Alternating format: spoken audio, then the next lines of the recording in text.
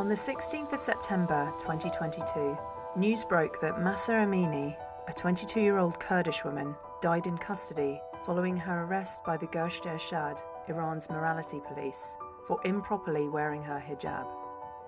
The news of her death sparked protests in Tehran, which quickly spread to towns and cities across Iran, becoming the country's longest major protests against the ruling Islamic Republic. While Iran is no stranger to protests, the current demonstrations are unique, not only because they are about the rights of women, but that they're being led by them too.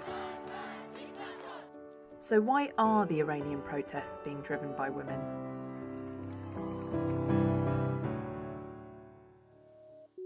When viewing the continuing protests in Iran, it's important to consider the wider historical and geographical context that they are a part of. Iran is home to one of the oldest civilizations in the world, one that has a rich history of traditions and religions, where women were not only highly respected, but in some cases considered equals of men. It's hard not to see that historical and geographical influence in some of the powerfully symbolic ways women are protesting now.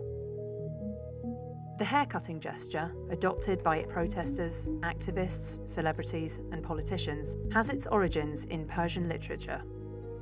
The epic poem Shahnameh, that tells the story of the Persian Empire from the creation of the world until the Muslim conquest, refers to Farangis cutting her hair and binding it to her waist to protest and mourn her husband's death. The Kurdish slogan adopted by protesters, Zn.Zndegi.Azadi, meaning woman, life, freedom, also has particular regional significance. Mahsa Amini was one of an estimated 10 million Kurds living in Iran. Mahsa's Kurdish name is Gina, but Kurdish names are deemed unacceptable in Iran on the grounds that they are considered foreign and un-Islamic. The slogan has spread globally and can be heard at protests around the world in a show of solidarity for the movement in Iran. The early 20th century was a tumultuous time in Iranian history, but the years following World War II saw a period of relative stability that ushered in many social and economic reforms. Among them were many gains for the rights of women. The right to vote came in 1963, and the family protection law granted women equal rights in marriage and divorce, enhanced women's rights in child custody, and increased the minimum age of marriage. There was also a greater access to education. In 1966, just over 17% of the Iranian female population were literate. This rose to 35.5% by 1976. Women also entered public office for the first time. But in 1979, the Islamic Revolution marked a significant change in direction for Iran, and many of the rights of women were rolled back.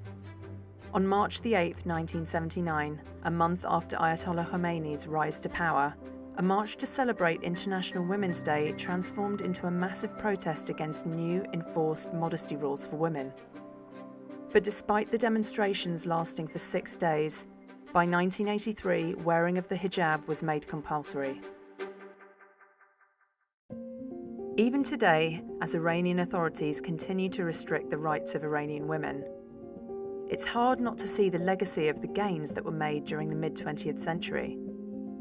Iranian women are now more educated than ever and are demanding greater opportunities to shape their lives.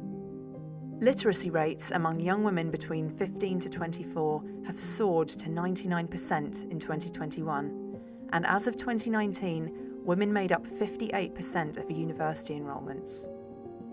As a result, this generation of young, highly educated women and girls are protesting rules that limit their freedom of movement, right to bodily autonomy, and access to enter the labour force.